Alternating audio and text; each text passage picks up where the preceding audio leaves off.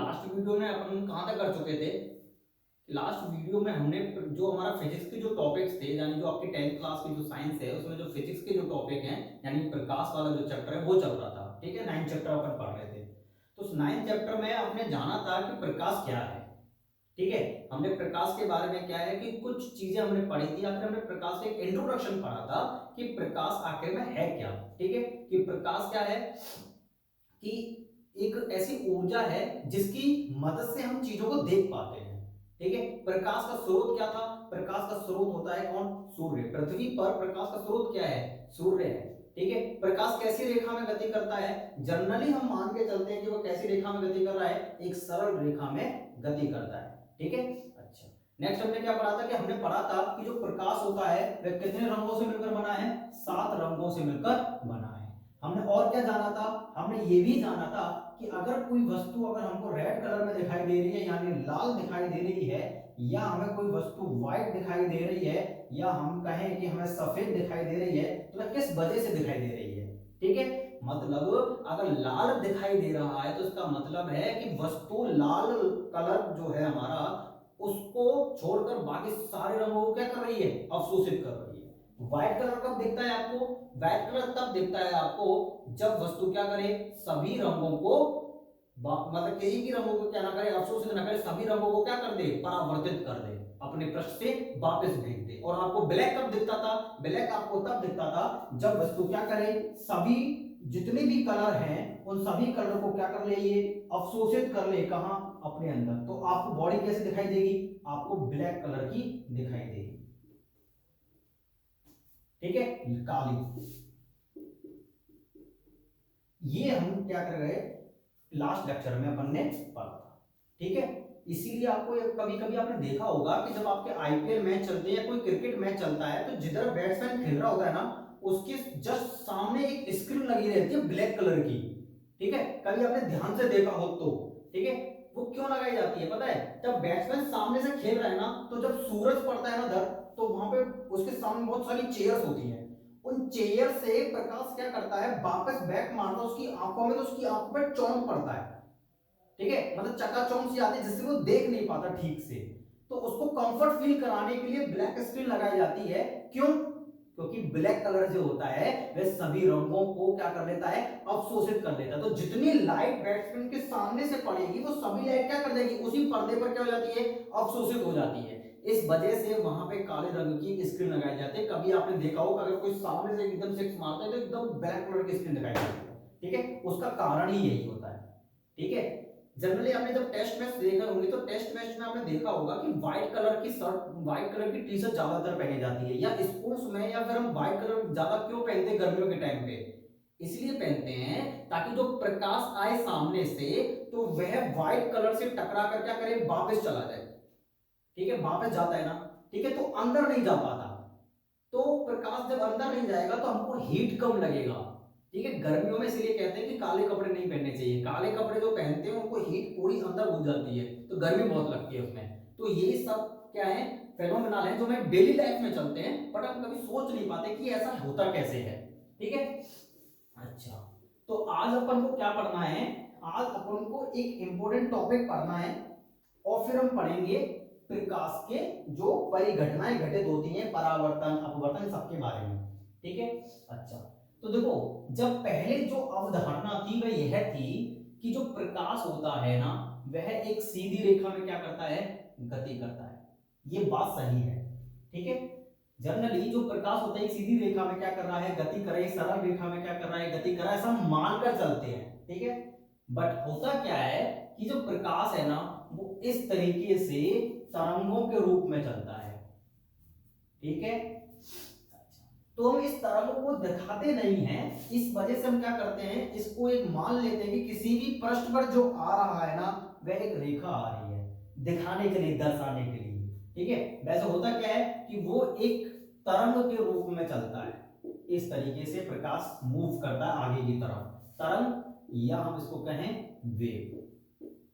ठीक है, अच्छा, ऐसा हम क्यों मान के चलते हैं?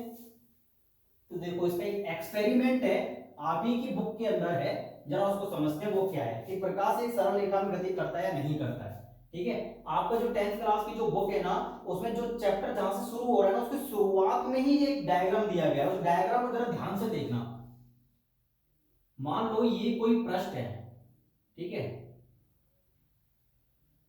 डायग्राम थोड़ा ठीक से ना बने ना तो समझ लेना कि ये क्या बना हुआ है। ये इस तरीके से कोई आपके पास में 3 पृष्ठ दिए गए हैं, ठीक है, और मान लो हमने यहाँ पे क्या रखा हुआ है, एक कैंडल को लाके रख दिया है, ठीक है, तो ये कैंडल क्या कर रही है, जल रही है, ठीक है, ये थोड़ी ऊपर बन गई है, इसको यहां बनाते हैं कुछ इस तरीके से, ठीक है। अब देखो यहां पे हमने क्या किया है, यहां पे ये जो प्लेट थी ना, समतल प्लेट जो थी, इसमें हमने क्या है 3 होल कर दिए। एक होल हमने यहां कर दिया, एक होल इस प्लेट में, और एक होल इस प्लेट में, और एकदम ये लाइन में है, और बाकी पूरी प्लेट क्या है, बिल्कुल साफ है, ठीक है। सिर्फ हमने छेद कहां पे किया हुआ है, इस बीच में किया हुआ है। बाकी की प्लेट ये कैसी है, अपारदर्शी है, इसमें से अगर प्रकाश आएगा इसके ऊपर तो कहीं से निकल नहीं पाएगा, ठीक है। सिर्फ कहां से निकलेगा, जहां से ये छेद है, ये होल जो आपने किया हुआ है, ठीक है। तो देखो होगा क्या कि जब देखो यहां से प्रकाश आएगा इसके ऊपर, तो इसके ऊपर चारों तरफ प्रकाश पड़ेगा कि नहीं पड़ेगा, ठीक है। अगर लाइट जल रही है तो वो तो पूरे रूम में फैलेगी, ठीक है। अगर मान लो कि, एक मिनट में आपको एक चीज दिखाता हूं, मान लो ये डस्टर है अपने पास में, ठीक है, अगर प्रकाश जो सामने से आप देख पा रहे हो तो इसके पूरे पृष्ठ पर पड़ रहा है, नहीं पड़ रहा है, ठीक है। बट जब अगर मान लो पूरे पृष्ठ पर यहां पे प्रकाश पड़ेगा तो पूरे पृष्ठ पर पड़ेगा ये प्रकाश, ठीक है। बट यहां से इधर नहीं जा पाएगा, क्यों, क्योंकि ये अपारदर्शी है, इसमें से प्रकाश पार नहीं कर सकता, ठीक है। तो क्या अगर मान लो इसमें पूरे यहां से लेकर यहां तक अगर हम होल करते हैं तो इस होल में से तो प्रकाश जाएगा कि नहीं जाएगा, ठीक है। जैसे मान लो रूम में पूरा बंद है, पर रूम में किसी दीवार में अगर एक छेद हो रहा है तो वहां से प्रकाश निकल जाता है। तो वैसे ही हम क्या पाते हैं कि प्रकाश चारों यहां से लेकर यहां तक जब प्रकाश जाता है तो पूरा प्रकाश यहीं पर रुक जाता है, बट ये जो छेद हो रहा है ना, यहां से प्रकाश क्या कर जाएगा, निकल जाएगा, ठीक है। और जब यहां से प्रकाश निकलेगा तो फिर से ये क्या करेगा, ये पूरे रास्ते में फैलेगा इसकी पूरी प्लेट पर, बट रुक जाएगा। तो कहां से निकलेगा, वो यहां से जो होल हो रहा है यहां से निकलेगा, ऐसे ही ये कहां से निकलेगा, ये यहां से निकलेगा, ठीक है।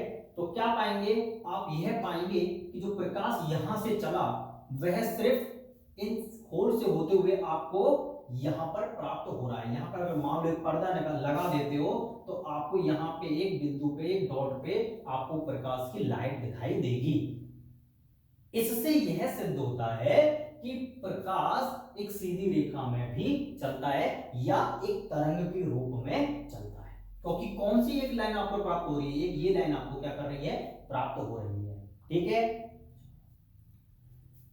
इतना समझ में आया। तो प्रकाश क्या करता है, जब भी मैं एक रेखा की बात करूं कि प्रकाश एक सरल रेखा में चल रहा है, तो आपको समझाने के लिए मैं ये बोल रहा हूं, ठीक है। वैसे एक रेखा नहीं होती है, तरंग, वो कैसे चलता है प्रकाश, तरंगों के रूप में चलता है, ठीक है। इसी लाइन को अपन ऐसे करके क्या कर सकते हैं, डिनोट कर सकते हैं, ठीक है। जैसे पानी में लहरें उठती है ना, ऐसे ऐसे करके इस फॉर्म में क्या करता है, प्रकाश चलता है, ठीक है। इतना समझ में आ गया। प्रकाश की डेफिनेशन आपको समझ में आ गई, ठीक है। प्रकाश कैसे रंगों से मिलकर बना हुआ है ये भी आपको समझ में आ गया, ठीक है। जो प्रकाश की मदद से हम वस्तुओं को कैसे देख पाते हैं ये भी आपको समझ में आ गया, ठीक है। प्रकाश जब किसी वस्तु पर पड़ता है तो उससे प्रकाश क्या करता है, वापस परावर्तित भी होता है, वो हमारी आंखों पे रुक जाता है रोशनी, और हमारी रेटिना पर किसका बनती है, उसकी प्रतिबिंब बनता है या इमेज बनती है। किसी भी वस्तु का हमें रंग किसकी वजह से दिखाई देता है, प्रकाश की वजह से ही दिखाई देता है। कलर हमें अलग अलग कैसे दिखाई देते हैं, क्योंकि जो वस्तु पर जो प्रकाश पड़ता है वह बाकी के रंगों को तो अवशोषित कर लेता है, पर जिस कलर की हमें वो वस्तु दिख रही है वह उसी रंग को क्या करता है, वापस भेजता है, ठीक है, ठीक है। चलो अब देखो नेक्स्ट हमें इसी प्रकाश के आगे हमने क्या पढ़ा कि जो पुरानी एक अवधारणा थी कि प्रकाश जो होता है वह तरंगों के रूप में क्या होता है, संचरित होता है। एक और पॉइंट आपको लिख लेना है। पॉइंट पॉइंट क्या है? बाकी की जो आपने अगर पिछली वीडियो नहीं देखी ना तो सबसे पहले जाकर उसको देखो, और उसमें मैंने जितने भी आपको पॉइंट्स बताए सारे पॉइंट्स को लिखो जाके, ठीक है, और फिर इस वीडियो को देखना। तो आपको नेक्स्ट पॉइंट क्या लिखना है आपको नोट्स में कि प्रकाश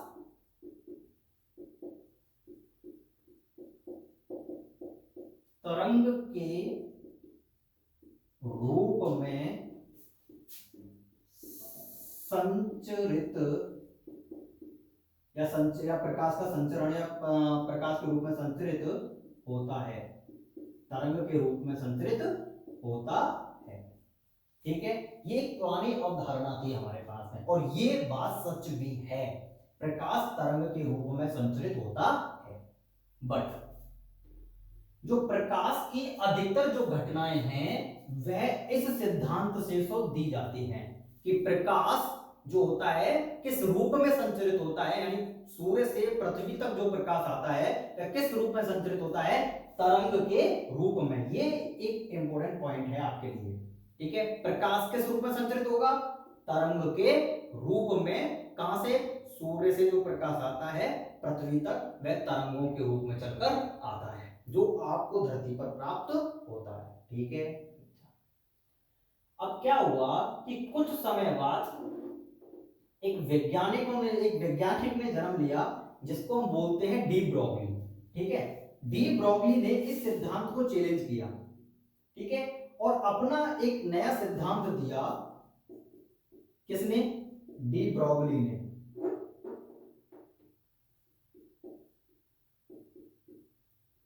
ठीक है, जिसको हम जानते हैं किससे? प्रकाश की, किसके नाम से जानते हैं अपन इसको? प्रकाश की द्वैत प्रकृति, ठीक है। अच्छा, इन्होंने आखिर में जोड़ा क्या कि पहले की अवधारणा थी कि प्रकाश तरंग के रूप में संचरित होता है, और इन्होंने एक बात और इसमें जोड़ दी क्या कि प्रकाश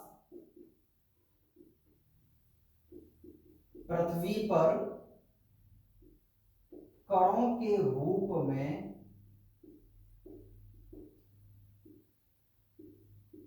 भी संचरित होता है।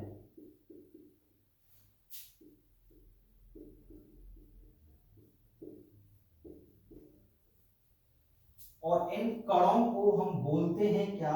इन कणों का नामकरण किया गया है क्या? फोटोन, ठीक है।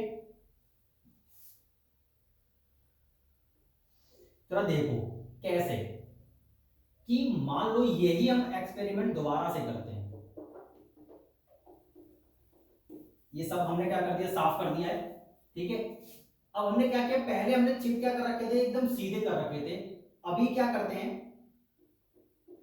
कि इस छेद को अपन क्या करते हैं? यहां रख देते हैं। एक को हम यहां कर देते हैं और दूसरे को यहां कर देते हैं, ठीक है। अगर हमने दोनों इनको क्या कर दिया? अलग अलग कर दिया, क्या एक ये सीधी रेखा में है? नहीं है, ठीक है। तो जब ये सीधी रेखा में नहीं है तब क्या यहां पर इस पर्दे पर हमको क्या प्रकाश प्राप्त होगा? ये हमको देखना है, ठीक है।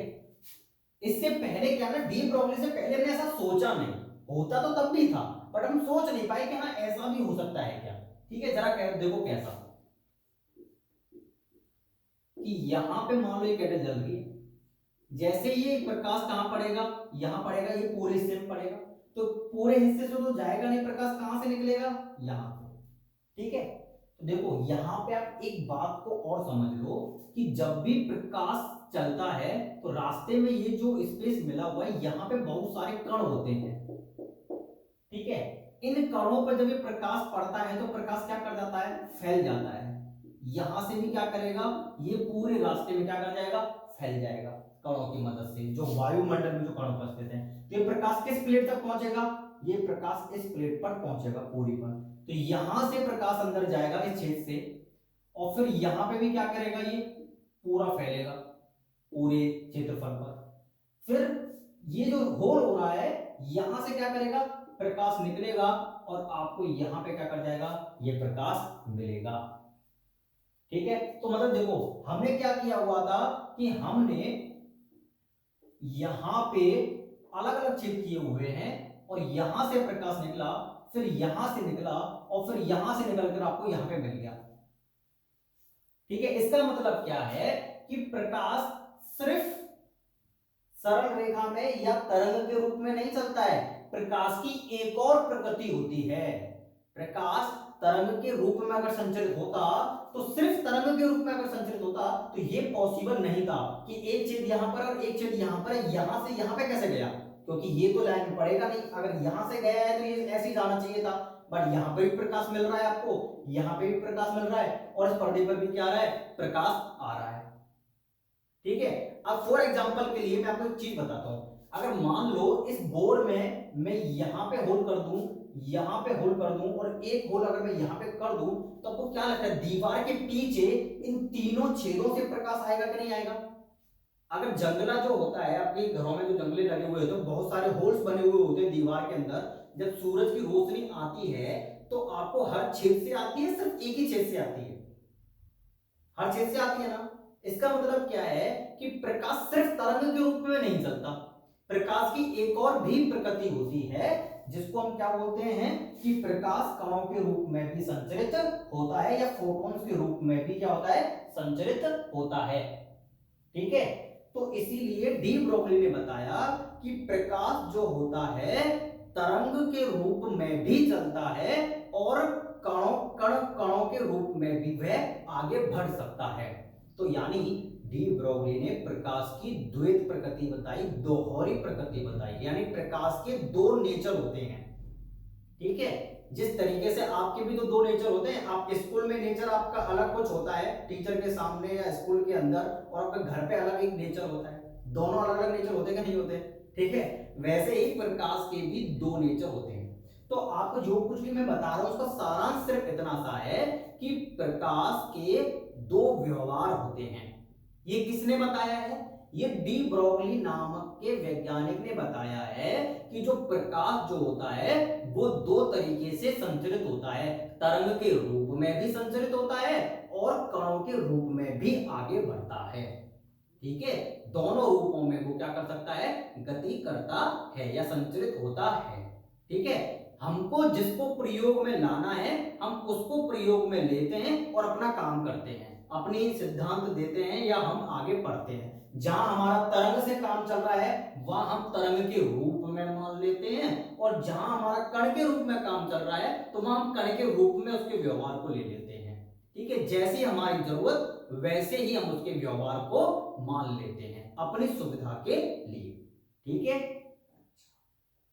इतना है बस। आपको सीखना क्या है इसमें कि डी ब्रोगली का जो द्वैत प्रकृति सिद्धांत है वह क्या कहता है। डी ब्रोगली का द्वैत प्रकृति सिद्धांत वो यह कहता है कि प्रकाश तरंग संचरण के साथ साथ कण की प्रकृति भी रखता है या कणों के रूप में भी संचरित होता है, और उन कणों को हम क्या कहते हैं वैज्ञानिक भाषा में, फोटोन।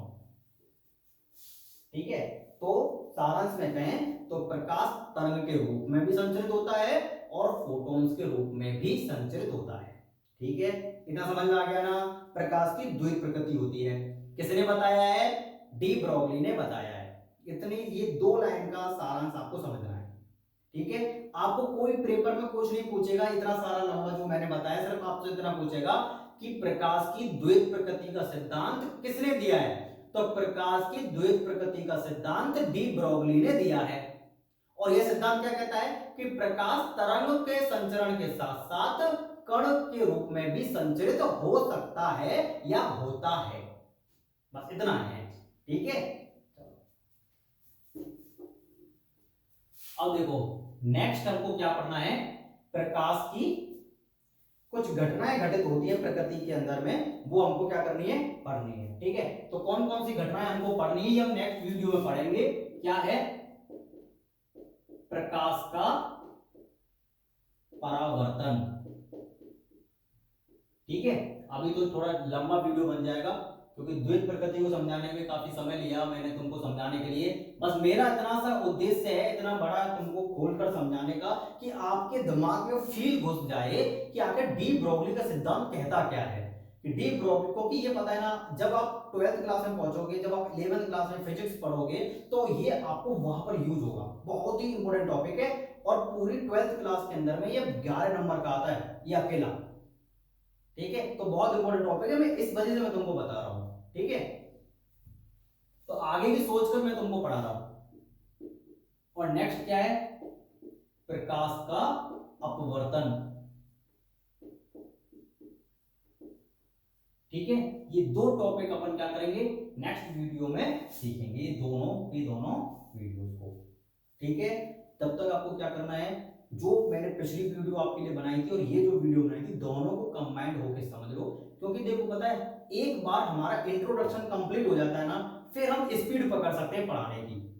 ठीक है, अगर शुरुआत से स्पीड पकड़ लोगे तो आपका टेस्ट खराब हो जाएगा फिजिक्स को पढ़ने का, यानी जो साइंस जो आप पढ़ रहे हो। ठीक है, अभी हम क्या कर रहे हैं, अब में बहुत सारे बेसिक अपनी चीजों को हम क्लियर कर चुके हैं। ठीक है, फटाफट फटाफट से अपन क्या करेंगे, सारे नियम पढ़ लेंगे, 2-4 दिन में अपना सारा काम खत्म हो जाएगा। ठीक है, तो नेक्स्ट वीडियो में अपन क्या करेंगे, आगे इनको पढ़ेंगे। ठीक है, तो आप हो सके तो इन चीजों को क्या करके आ सकते हो, पढ़कर आ सकते हो। अपनी किताब अगर आपके पास में हो तो आप पढ़ सकते हो, अगर नहीं भी हो ना तो मैं आपको पढ़ाऊंगा, ये मेरी गारंटी है। ठीक है।